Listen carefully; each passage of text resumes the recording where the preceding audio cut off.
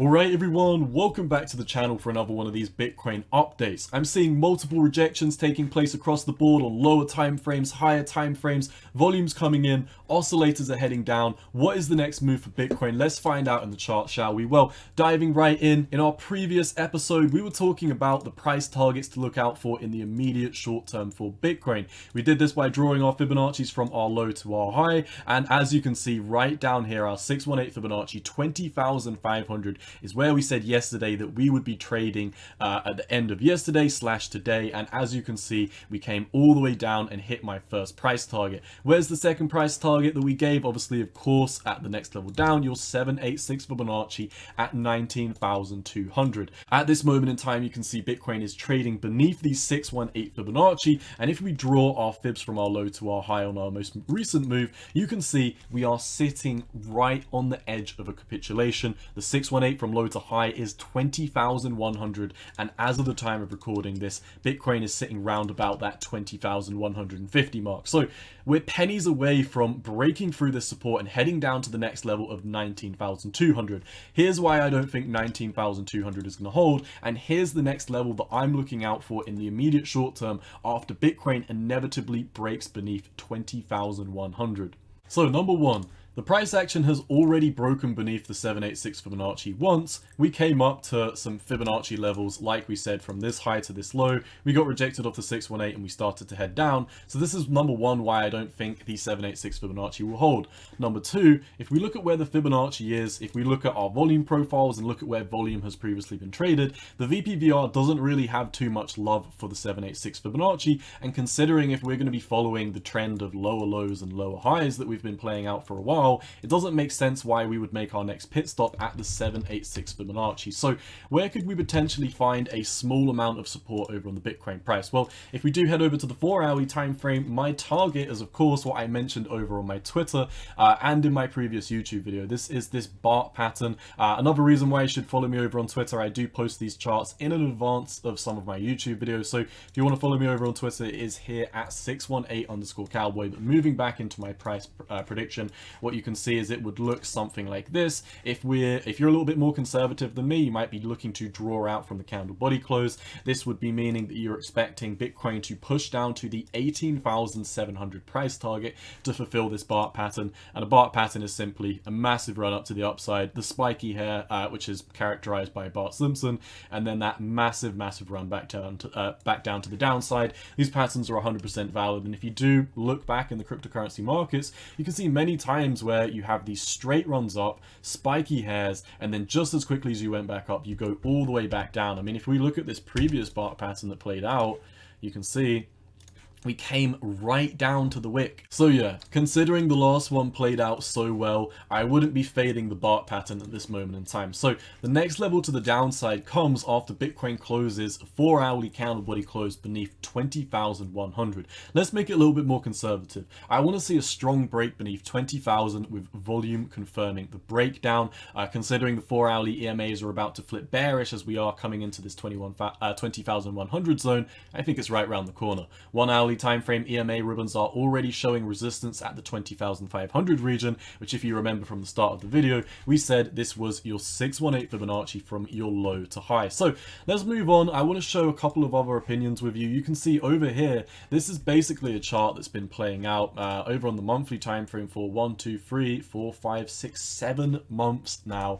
On the weekly, this has been in place since the 28th of March. And as you can see, if we're connecting some of the highs down here, you can see we tried to have a breakout, and obviously this is why you should always look at higher time frame moves specifically to have breakouts with candle body closes above the breakout level. We tried to break out, CPI came in, and as you can see, we got absolutely clarted all the way back down to the downside. This is very similar to over here where we tried to push back above. We came back for the retest and we literally slid beneath it very quickly. You can also see it is arguable that we could be forming a triangle pattern with an apex down here on the 3rd of October. I personally don't foresee us taking taking this long to have a break up or a break down. I think it's well documented that Bitcoin likes to break out of these patterns about 70% of the way through them. So considering how we're sitting right at the apex right now, I'm expecting the next breakdown very soon. Where am I expecting it to? Like I said, down here my price target's around about that 18,500 to fulfill the bark pattern. After we do hit that price target, where is my next level of support? Well,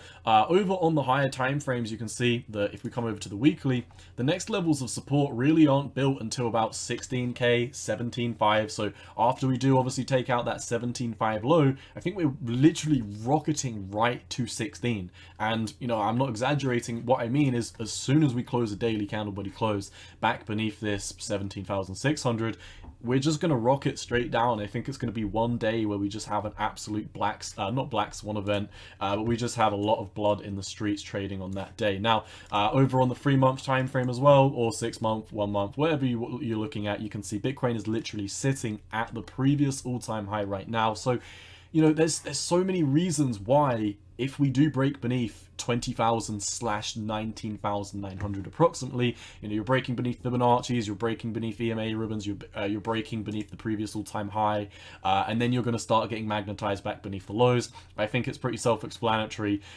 in why this is bearish, but nonetheless, it's quite clear in my opinion that we're going to be magnetized to these lower levels in the higher time frames. Now, I want to wrap up this video on one final chart, but before we do jump into this, let's look at the oscillator so we can get a better idea of when this next move is going to take place. Now, starting off on the daily time frame, so looking at the higher time frame moves, you can see that the squeeze momentum indicator has not yet started to break down bearish, which is obviously indicative that we've got a lot more room to move to the downside if it's still in bullish territory. Now, for the oscillators, I'm going to quick fire through these, just tell you what you need to know super quick.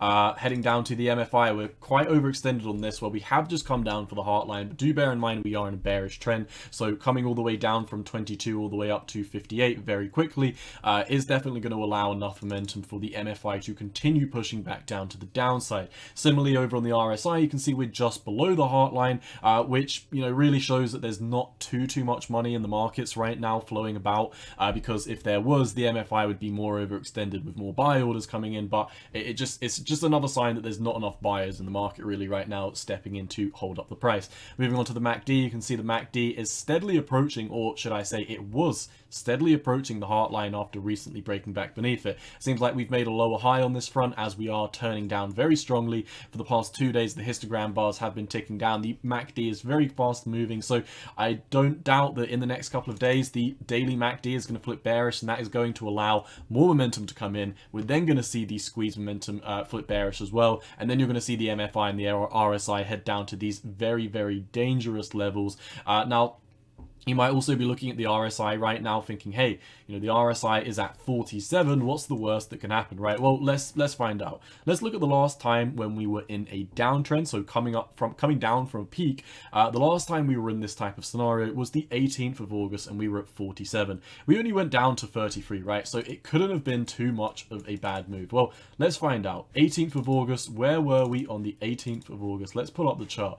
On the 18th of August, we were trading at, bada bing, bada boom, 18th of August, we were at 23,300, and I believe from here, I've looked at this before, I think this was a 20% drop. Yeah, it was a 20.3% drop down to the lows. So yeah, like I said, don't mess with the RSI and the MFI at these levels. Yes, it's coming down to these lower levels, but that is when all of the volatility loves to creep back into the markets. Now, the stock RSI as well, I am liking this more recently. I might make a video on it, but this is very good at characterizing the uptrends and the downtrends. Not particularly, you know, higher lows and lower highs in the markets, but it calls for the waves nonetheless. And it is telling us that in the higher time frames, we should be getting ready for a bearish wave. This doesn't really tell us, hey, are we going to be making new lows, or are we going to be making higher lows? This just says that at this moment in time, stock RSI has got a lot more room to move to the downside, just like a lot of the other oscillators we're looking at on the daily. So the verdict for the daily is there's a lot more room to move down. On the 4-hourly time frame, I'm just going to summarize these all together.